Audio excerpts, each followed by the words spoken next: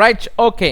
So తర్వాత ఇంకొక unbalanced equation చూసుకున్నట్లయితే FeCl3 plus NaOH gives rise to NaCl plus FeOH3.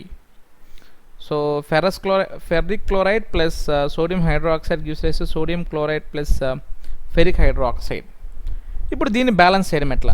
As it is LHS RHS రాసుకోండి. LHS RHS చాలా important చూడండి. LHSలో మనకి ఏముంది? Iron, ferrum and chlorine, Cl and Na, sodium and OH అంటే ఆక్సిజన్ హైడ్రోజన్ సపరేట్గా oxygen and hydrogen. అదే విధంగా అదే ఆర్డర్లో రాసుకోండి RHS కూడా.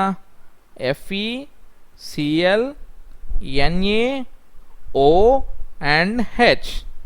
ఇప్పుడు లెఫ్ట్ హ్యాండ్ సైడు మనకి ఐరన్ ఎన్ని ఉన్నాయి? మనకి ఓన్లీ సింగిల్ చూడండి, ఐరన్ ఒకటే కదా ఉంది, 1. క్లోరిన్ 3 ఉన్నాయి, సో 3. సోడియం మనకి అగైన్ 1 ఉంది, 1. ఆక్సిజన్ అగైన్ 1 ఉంది, 1. హైడ్రోజన్ అగైన్ 1 ఉంది, 1.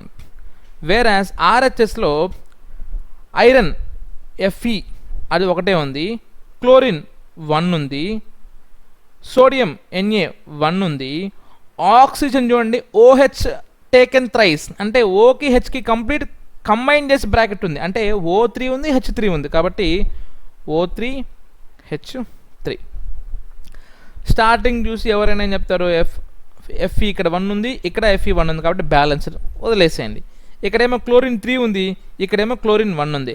అగైన్ ఎప్పుడు కూడా ఎక్కడైతే చిన్న వాల్యూ ఉంటుందో ఆ పక్క ఇంక్రీజ్ చేసుకోవడం బెస్ట్. కాబట్టి సో ఈ 1 నాకు 3 అవ్వాలంటే ఏం చేయాలి? ఇంటూ 3 చేయాలి. క్లోరిన్ ఏం చేయాలి? ఇంటూ 3. సో అప్పుడు ఏమవుతుంది? నాకు ఇక్కడ 3 పెట్టుకుంటా. ఇక్కడ 3 పెట్టుకున్నప్పుడు 3 ఇంటూ Cl ఇదేమో నాకు 3 అయిపోయింది. దాంతోపాటు 3 ఇంటూ Na అంటే Na కూడా 3 అవుతాను నాకు, అంటే ఇదేమైంది? నాకు ఇప్పుడు 3 అయింది. బట్ ఈ పక్క నాకు LHSలో ఏమో నాకు Na 1 ఉంది. అప్పుడు దీన్ని కూడా ఇంక్రీజ్ చేయాలి కదా నేను.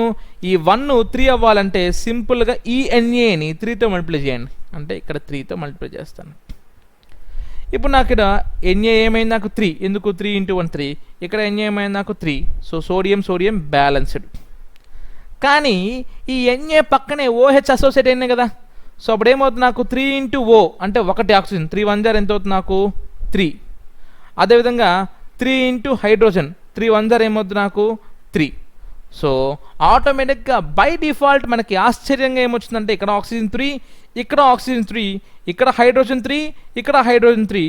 సో రెండు పక్కల బ్యాలెన్స్ అయిపోయినాయి. అన్నీ చెక్ చేసుకోండి. ఇప్పుడు iron 1 1, chlorine 3 3, sodium 3 3, oxygen 3 3, hydrogen 3 3, and this is how we balance the equation. As simple as that.